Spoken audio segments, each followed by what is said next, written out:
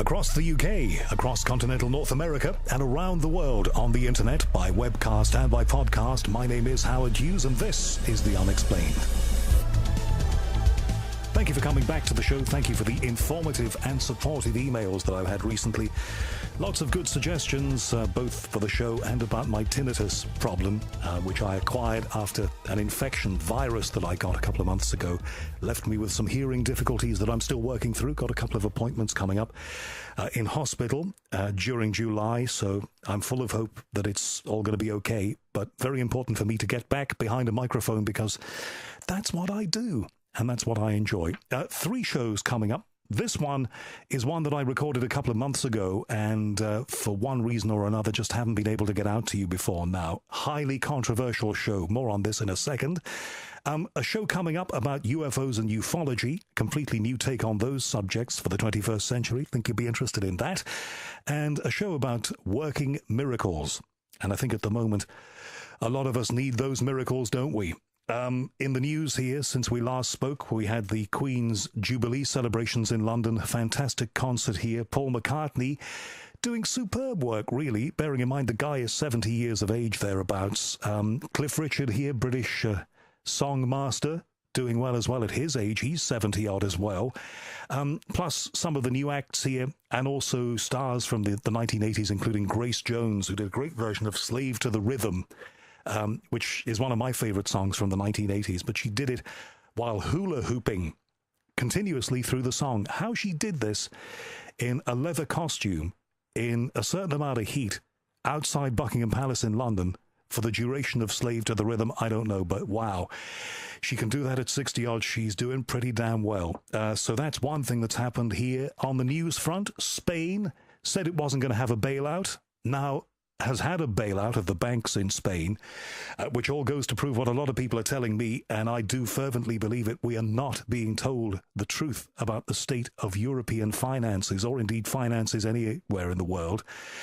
And you'll hear more about that, I can guarantee, and I don't think I'm that psychic. What else has been happening? Weather. Very strange weather. I'm speaking to you now after 2 continuous days of heavy rain in June in London. Something that tends not to happen these days, but they've had flooding in various parts of the UK. There have also been storms in places like Durban, South Africa, and Perth, Western Australia. They've had storms, and as I speak to you, New York City is having summer rain too. Quite heavy rain as well. I don't think it's quite as heavy as we've been having here in London, but what happened to our summer? Well, we've still got a couple of months. Let's hope something does happen that's good. Okay, a highly controversial show this time. And I'll tell you why. It's a show that I recorded a couple of months ago with a man called Mike Sparks. Now, his book, James Bond is for Real, is available both sides of the Atlantic. I've checked it out. It is available in bookstores here in the UK. It is to do with James Bond. I'm sure we've all seen Bond movies, haven't we? The great hero and the great espionage genius, I suppose you could call him. And the author, the man who created James Bond, Ian Fleming.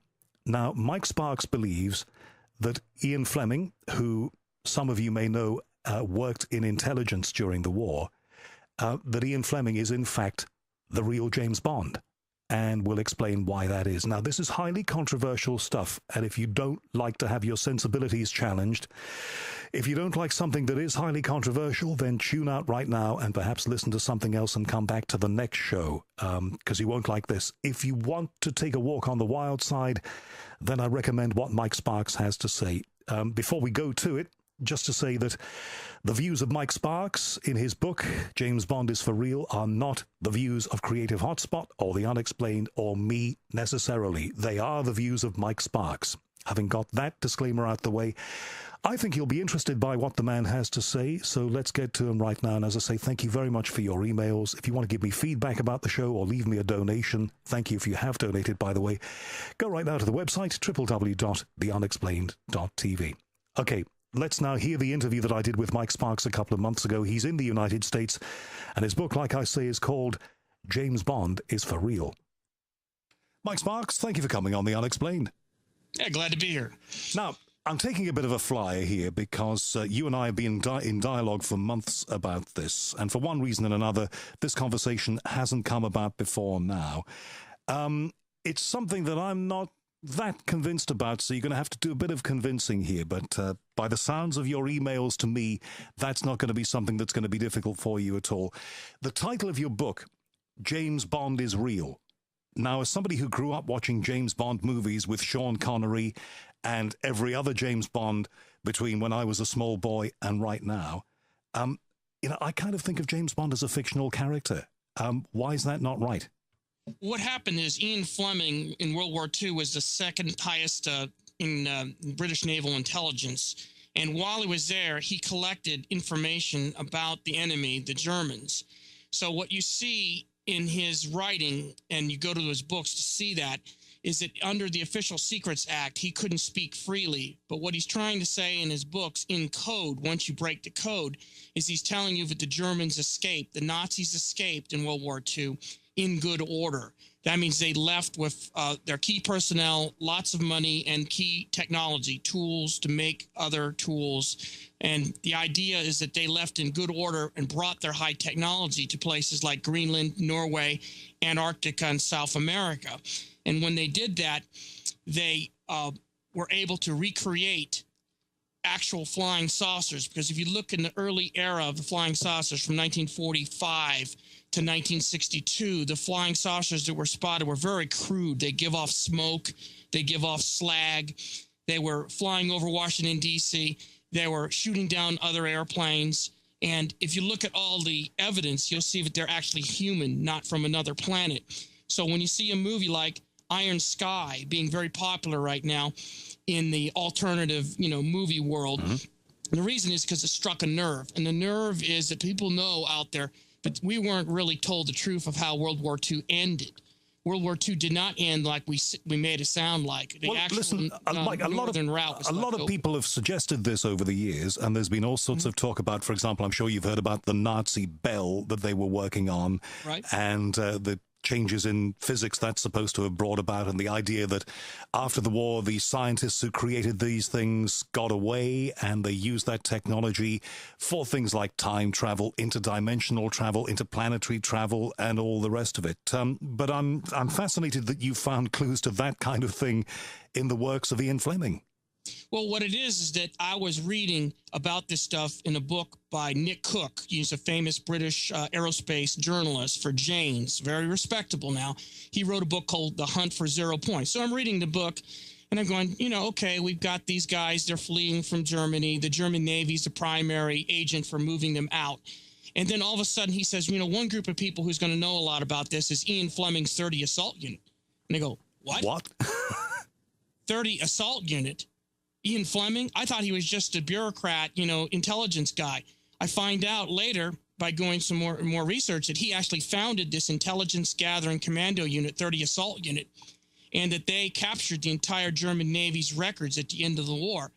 In fact, I went and did more research on Ian Fleming. I find out that he actually went to Camp X in Canada, received commando training, and after that was done, he actually wrote the blueprint for the Office of Strategic Services, the OSS, and he received a revolver for his work. So this guy's fully qualified as a commando and a spy.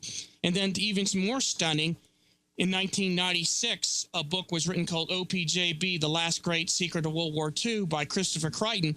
He lays out how Fleming actually busted Martin Bormann out of Berlin in 1945.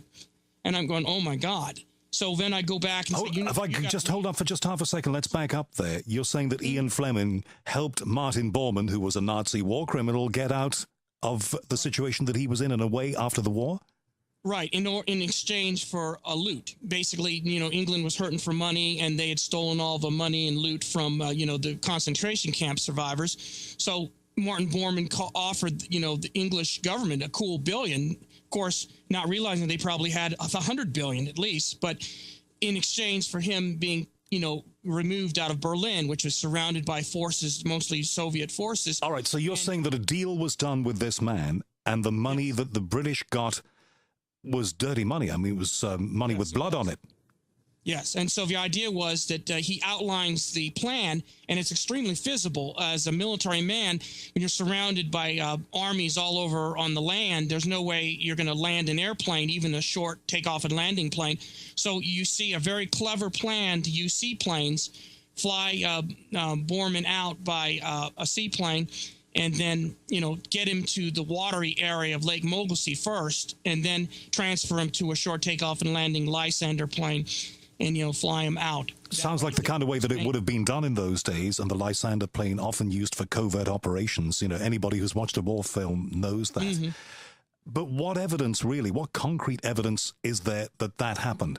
It's an amazing story. I mean, it's a real eyebrow raiser, but, what evidence? I went ahead and checked the references on Christopher Crichton from other people, even the guy who's trying to dismiss him, Nigel West. He actually, in his book, verifies, because he's got a quote from William Stevenson saying, everything that this guy did in the war was true. And so what I did was I spent 2 years tracking down Christopher Crichton, and I found him. He also goes by the name John Ainsworth Davis, and he's an accomplished TV, movie producer and actor. He directed, Roger Moore and a couple episodes of The Saint. I actually made personal contact with him, and I'm talking to the guy that actually busted Borman out. He was a second in command with Ian Fleming, and the story all checks out. In what way? Well, the facts check out, the time and dates when he was there, when Borman was busted out, when Fleming was supposed to be on a worldwide tour. That was a cover story. You have Fleming describing where the bases are going to be in South America in, the man called Intrepid. Then you cross-reference that with I call the low-technology defeat German theory people like Ladislas Farrago. And you've got the timeline of them escaping. And Farrago says that Borman escaped through the help of a rescue group. Now, come on. In World War II, can you imagine some Red Cross people handing out donuts, putting together a rescue group? We're going to go into Berlin, which is being beset by Soviet artillery and tanks and infantry. We're just going to rescue this guy. So even Ladislas Farrago does not contradict the story. In fact, he cryptically alludes to it. And at the time, there was nobody better at intelligence operations, I'm talking about in that era, than the British. They were very, very good at it. No, I still think they're still very good. Part of the goodness is don't go around bragging, and the British are still masters. We in fact are jealous of them and refuse to admit that we got help from the British. So when I tried to find the 72-page memorandum that Fleming wrote to William Donovan, I so far haven't been able to find it. Nobody wants to give it to me, basically because it's embarrassing. It's basically saying, the United States could not put together an intelligence service unless they got detailed help from the British. Now, I do have a 3-page document from the National Archives, and the Imperial War Museum's got that. But this 72-pager is missing. To add to the mystery, the longest excerpt that I have of the 72-page document comes from Nigel West's book, The Historical Dictionary of Ian Fleming's World of Intelligence. So then when I contacted Nigel and I said, well, where did you get this excerpt? He says, I don't have the 72-pager. And I go, well, where did it come from? So we're at an impasse with him. It's a very mysterious thing, the 72-page You're document. saying that happened for starters, and that Ian Fleming laid clues in his literature to this. Right, and I detail it in the book. I say, look here at Thunderball, when he talks about the ship that Emilio Largo's using, it's translate to flying saucer. Disco Volante means flying saucer. So Ian Fleming is keeping these clues, and dropping them throughout his books because he's under the Official Secrets Act. He can't, make any overt things. All right, let's clear the timeline. I want to make sure we've got this absolutely clarified. So Martin Bormann gets out of Germany, is helped by the British to do that by this secret unit that Ian Fleming set up, essentially, goes away. What does he do then, as far as you're aware? He was very depressed by it.